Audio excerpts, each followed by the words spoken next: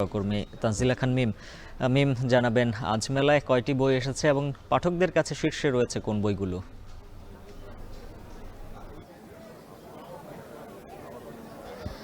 উজ্জ্বল, আপনি যেমন বলছিলেন আজ মেলার চতুর্থ দিন এবং এরই মধ্যে পাঠক দর্শনার্থীরা নতুন বইয়ের খোঁজে বা পুরনো বইগুলোই নতুনভাবে নতুন আঙ্গিকে বই মেলায় পাওয়ার উদ্দেশ্যে কিন্তু ইতোমধ্যেই তারা আসতে শুরু করেছেন। আজ বইমেলা চতুর্থ দিনে নতুন বই এসেছে 47টি, আর এই নিয়ে 4 দিনে মোট বইয়ের সংখ্যা হলো 92টি। অর্থাৎ প্রতিদিনই কিন্তু নতুন নতুন বই জমা পড়ছে এবং সেই বইগুলোর মধ্যে পুরনো লেখকরা যেমন আছেন তেমনি নতুন লেখকরাও আছেন। পাঠকদের কাছে এখনো পর্যন্ত শীর্ষে কোন ধরনের বইগুলো সেটা বলা বেশ মুশকিল, কারণ সব ধরনের বই তারা এসে নেড়েচেড়ে দেখছেন। বিশেষ করে যারা তরুণ তরুণীরা রয়েছেন তারা যখন আসছেন তারা তাদের পছন্দ মতো উপন্যাস, থ্রিলার ধরনের যে বইগুলো রয়েছে সেগুলো বেশি দেখছেন।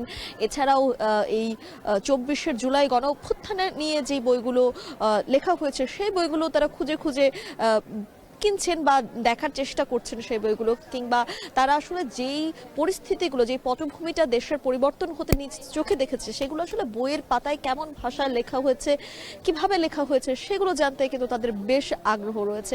এছাড়াও এবার বইমেলায় বেশ কিছু নান্দনিক স্টল তৈরি করা হয়েছে, প্যাভিলিয়ন তৈরি করা হয়েছে, যেগুলো দেখতেও দর্শনার্থীদের বেশ আগ্রহ রয়েছে এবং সেই সঙ্গে পাঠকদেরও বেশ আগ্রহ রয়েছে।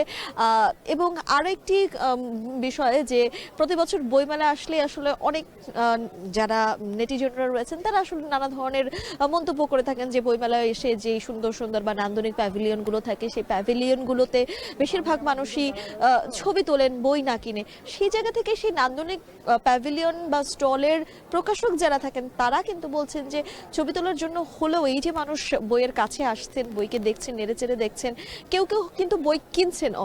এই বিষয়গুলো কিন্তু বরাবরই যেমন সমালোচিত হয়ে থাকে এবং সেই সমালোচনার বিষয়গুলো কিন্তু তারা বেশ ইতিবাচক হিসেবেই দেখছেন।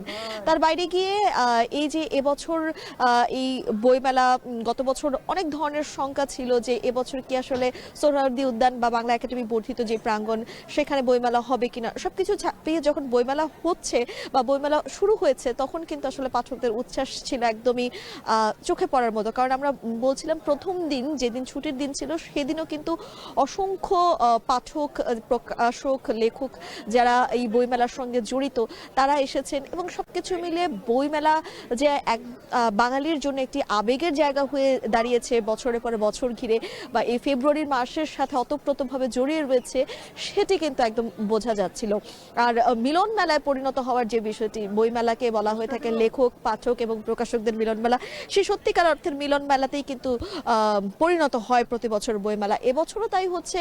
প্রতিদিন লেখক তার সময় মতো বইমেলায় আসছেন, তার বইটি আসলে পাঠকের কেমন লাগছে সেই প্রকাশক বা পাঠকদের কাছ থেকে জানার জন্য চেষ্টা করছেন।